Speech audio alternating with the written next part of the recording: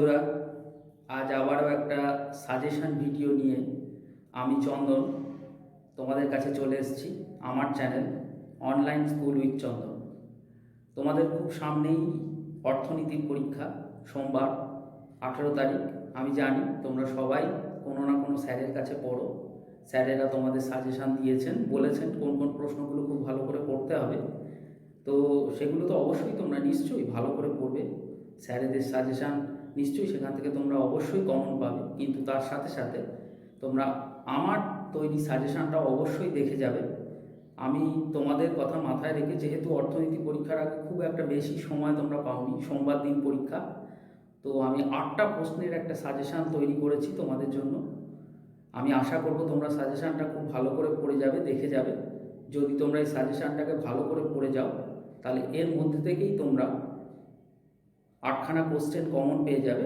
8টা প্রশ্নের মধ্যে 8টা প্রশ্নের সাজেশান বলতে 8টা প্রশ্ন, মূল প্রশ্ন এবং তার সঙ্গে অথবা প্রশ্নও একটি করে রয়েছে, অর্থাৎ মোট 16টি প্রশ্ন। এর মধ্যে থেকেই তোমরা 8টা প্রশ্ন কমন পেয়ে যাবে। তোমাদের 8টা প্রশ্নই লিখতে হবে। প্রত্যেকটা প্রশ্ন 5 নম্বর করে থাকবে, 5 8 40, আর 40 নম্বরের শর্ট টাইপ থাকবে। তো শর্ট টাইপের সাজেশানটাও আমি দিয়ে দেবো, সেটাও তোমরা পাবে।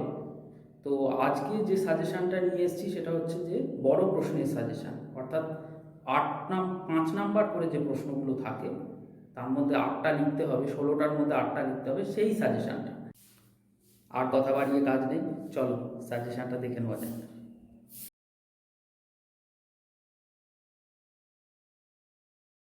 সাজেশানের প্রথম যে প্রশ্নটি তোমাদের দেওয়া হয়েছে সেটি হলো, মোট উৎপাদন, গড় ও প্রান্তিক উৎপাদনের মধ্যে সম্পর্কটি চিত্র সহ ব্যাখ্যা করো। 2 নম্বরে যে প্রশ্নটি আছে সেটি হলো, বৃহদায়তন উৎপাদন এর অভ্যন্তরীণ ও বাহ্যিক ব্যয় সংকোচের ধারণাগুলি ব্যাখ্যা করো। দুটি প্রশ্নই খুবই গুরুত্বপূর্ণ, দুটি প্রশ্নই তোমরা খুব ভালোভাবে পড়ে যাবে, কারণ এই দুটো প্রশ্নরই এবছর আসার সম্ভাবনা খুবই বেশি। তাই এই দুটো প্রশ্নের মধ্যে কোনো অথবা আমি দিইনি। 3 নম্বর প্রশ্নটি যেটি দেওয়া হয়েছে সেটি হলো, পূর্ণ প্রতিযোগিতামূলক বাজারের বৈশিষ্ট্যগুলি লেখো। এর সাথে অথবায় যে প্রশ্নটি দেওয়া হয়েছে, এই প্রশ্নটি তোমরা ক্লাস 11-এ একবার পড়েছিলে, তাই এই প্রশ্নটিও কিন্তু গুরুত্বপূর্ণ। প্রশ্নটি হলো, পূর্ণ প্রতিযোগিতামূলক বাজারে চাহিদা ও যোগানের ঘাত প্রতিঘাতে ভারসাম্য দাম কিভাবে নির্ধারিত হয় তা লেখো।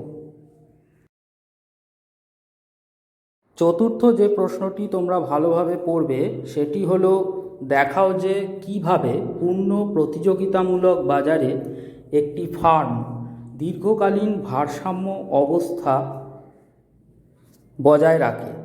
মাফ করবে, ওখানে আলোচনা করে বলে দেওয়া আছে, ওটা বজায় থাকে বলে হবে। এর সাথে অথবায় তোমরা পড়বে, পূর্ণ প্রতিযোগিতামূলক বাজারে ফার্মের স্বল্পকালীন ভারসাম্যের শর্তসমূহ লেখো। 5 নম্বরে যে প্রশ্নটি দেওয়া হয়েছে সেই প্রশ্নটি কিন্তু খুবই গুরুত্বপূর্ণ। উৎপাদনের মাত্রা বৃদ্ধিজনিত প্রতিদানের নিয়মটি লেখো।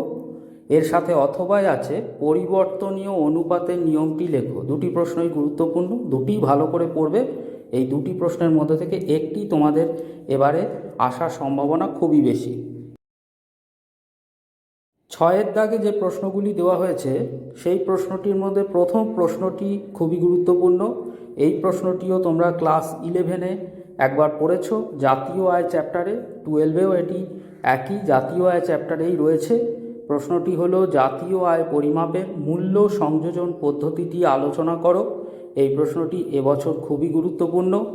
এর সাথে অথবায় যে প্রশ্নটি আছে সেটি হলো, আয়ের বৃত্তস্রোতের ধারণাটি চিত্রসহ ব্যাখ্যা করো। মাফ করবে, ওখানে বৃত্তস্রোত বানানটি ভুল আছে, বৃত্ত বানানটি ভুল আছে। এর সাথে দেখে যাবে একটা প্রশ্ন, সেই প্রশ্নটি হচ্ছে, জাতীয় আয়ের পরিমাপের সমস্যাগুলি বা অসুবিধাগুলি লেখো। একই ব্যাপার, এই প্রশ্নটিও তোমরা ওই দুটি প্রশ্নের সঙ্গে ভালোভাবে তৈরি করে যাবে। 7-এর দাগের প্রশ্নটি অর্থ ও ব্যাংক ব্যবস্থা চ্যাপ্টার থেকে নেওয়া হয়েছে। এখানে যে প্রশ্নটি দেওয়া হয়েছে সেটি হলো, বাণিজ্যিক ব্যাংকের কার্যাবলী লেখো। এই প্রশ্নটি ক্লাস 11-এ ছিল এখানেও আছে, 12-এও আছে। এই প্রশ্নটি ভালোভাবে তৈরি করবে। এর সাথে অথবা কেন্দ্রীয় ব্যাংক ও বাণিজ্যিক ব্যাংকের কার্যাবলীর পার্থক্য লেখো, এই প্রশ্নটিও পড়ে যাবে। এই প্রশ্নটি তৈরি করলে এর সাথে তোমরা আরেকটি প্রশ্ন কিন্তু একসাথে তৈরি করে ফেলতে পারছো, সেটা হচ্ছে কেন্দ্রীয় ব্যাংকের কার্যাবলী। এটা তাই আলাদা করে দিইনি, পার্থক্যটা পড়লে দুটোই তৈরি হয়ে যাবে। এর সাথে একটা প্রশ্ন দেখে যাবে, সেটি হলো বাণিজ্যিক ব্যাংক কীভাবে আমানত সৃষ্টি করে ও এর সীমাবদ্ধতাগুলি লেখো। এই প্রশ্নটিও ভালো প্রশ্ন, তোমরা চাইলে দেখে যেতে পারো, তাতে তোমাদেরই ভালো হবে। 8-এর দাগে তোমরা পড়বে বিভিন্ন প্রকার বেকারত্বের বৈশিষ্ট্যগুলি লেখো। এখানে যে বিভিন্ন রকম বেকারত্ব রয়েছে, মরশুমি বেকারত্ব, সেইগুলোর প্রত্যেকটি সম্পর্কে এখানে আলোচনা করতে হবে। এর সাথে অথবা যে প্রশ্নটি আছে সেই প্রশ্নটিও গুরুত্বপূর্ণ, ভারতে দারিদ্র্য বজায় থাকার কারণগুলি কি কি। এই প্রশ্নটি আবার ঘুরিয়ে দিতে পারে যে ভারতে বেকারত্বের কারণগুলি কি কি, একই প্রশ্ন। এর সাথে ভালো করে দেখে যাবে আর পড়েও যাবে ভারতে আয় বৈষম্যের কারণ এবং আয় বৈষম্য দূরীকরণে ভারত সরকার গৃহীত ব্যবস্থাসমূহ কি কি।